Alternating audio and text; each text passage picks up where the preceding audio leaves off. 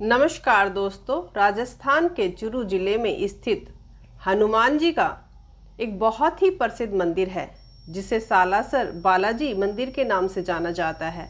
भगवान सालासर बालाजी अपने सभी भक्तों की मनोकामनाएं पूरी करते हैं। यहाँ से कोई भी खाली हाथ नहीं लौटता। दोस्तों, सालासर बालाजी मंदिर की स्थापना का इतिहास बड़ा ही रोचक है। आज की इस वीडियो में हम इसी इतिहास के बारे में जानेंगे।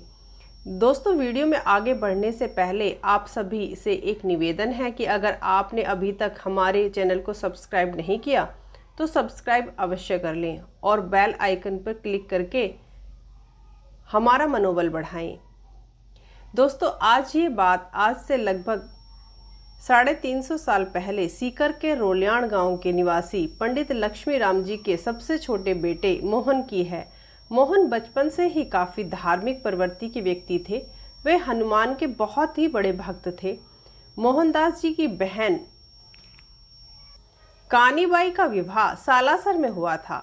उसके पुत्र उदयराम के जन्म के बाद ही उसके पति का देहांत हो गया और मोहनदास जी अपनी बहन और भांजे को सहारा देने के लिए उनके साथ आकर सालासर में रहने लगे।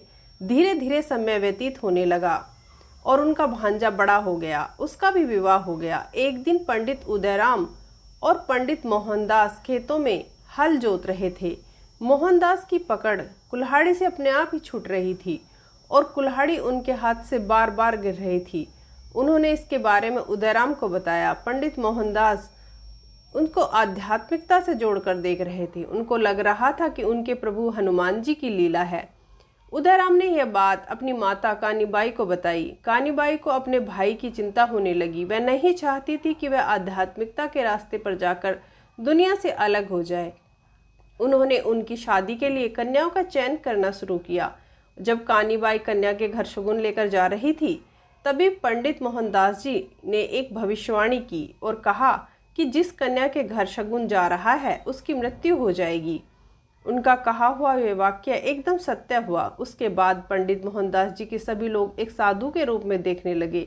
फिर मोहनदास जी अपने प्रभु हनुमान जी की भक्ति में लीन हो गए। एक दिन वह अपनी बहन कानीबाई के साथ भोजन कर रहे थे, तभी दरवाजे पर एक आवाज़ सुनाई दी और कानीबाई के जैसे ही कानों में पड़ा, वह भिक्षुक को खाना देने के लिए बाहर गई, पर वहाँ पर कोई भी नहीं था।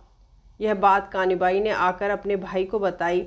इतना सुनकर पंडित मोहनदास को पूर्णतः विश्वास हो गया कि उनके प्रभु हनुमान जी थे। वह नंगे पैर बाहर की ओर भागे और उन्हें जगह जगह खोजते रहे, परंतु वह नहीं मिले। मोहनदास बेहद उदास हो गए, परंतु वह हमेशा ही अपनी तपस्या में लीन रहते थे। 2 महीने बाद वही आवाज़ दरवाजे पर दोबारा सुनाई दी। कानीबाई ने आवाज़ को पहचान लिया। उन्होंने तुरंत मोहनदास को अवगत कराया।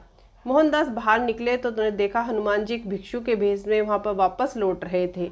वह उनके पीछे भागते भागते जंगल की तरफ के गए और वे एक जगह जाकर रुक गए। भिक्षुक ने रुककर कहा, मोहनदास जी को देखा और उनके चेहरे पर बहुत ही चमकदार पवित्र तप थी। उन्हें दाढ़ी और मूछ रखी हुई थी और उनके हाथ में एक छड़ी थी। भिक्षुक भेष में हनुमान जी ने उनसे पूछा, तो तुम्हें क्या चाहिए? भक्त मोहनदास जी समझ गए और उनकी परीक्षा ले रहे हैं। वह उनके चरणों में गिर गए और उन्होंने कहा, हे प्रभु, मैं संतुष्ट एवं खुश हूँ, मुझे किसी वर्ग की इच्छा नहीं। मोहनदास ने उनसे आग्रह किया कि वह उनके साथ उनके घर चले। हनुमान जी उनके इस आग्रह को स्वीकार किया। उन्होंने उनके घर जाकर भोजन किया और एक चारपाई पर विश्राम किया। उसके बाद हनुमान जी गायब हो गए। मोहनदास जी चाहते थे कि हनुमान जी एक पल के लिए भी उनसे दूर न हो। उन्होंने हनुमान जी से रोज दर्शन की आग्रह भी किया और अपने प्रिय भक्त को आग्रह को प्रभु कैसे अस्वीकार कर पाते। उन्होंने मोहनदास जी को एक वचन दिया कि सालासर में ही श्री बालाजी महाराज के रूप में स्थापित होंगे। एक दिन असोटा गांव में किसान अपने खेत में हल जोत रहा था। तब उसका हल किसी की चीज़ से अटक गया। जब उसने वहां पर खुदाई की तो वहां हनुमान जी की एक मूर्ति मिली। उसने यह बात जाकर गांव के ठाकुर को बताई। उसी रात ठाकुर के सपने में हनुमान जी ने दर्शन दिए और कहा कि मूर्ति मोहनदास जी के लिए है। ठाकुर ने सुनकर बेहद खुश हुए और अगले ही दिन गाँव के कुछ लोगों के साथ भजन कीर्तन करते हुए सालासर के लिए निकल पड़े और मूर्ति ले जाकर मोहनदास जी को सौंप दी। जिस दिन वह मूर्ति स्थापित हुई थी वह साल 1811 में था। यही कारण है कि वहाँ सालासर बालाजी का मंदिर भी 1815 में बनाया गया। उसी मूर्ति को उसी रूप में सजाया गया जिस तरह मोहनदास जी ने हनुमान जी ने पहली बार दर्शन दिए थे। मंदिर के निर्माण में कुछ समय पश्चात मोहनदास जी ने अपनी सारी जिम्मेदारी उदयराम को दे दी और मूर्ति का कार्यभार भी उनको ही सौंप दिया।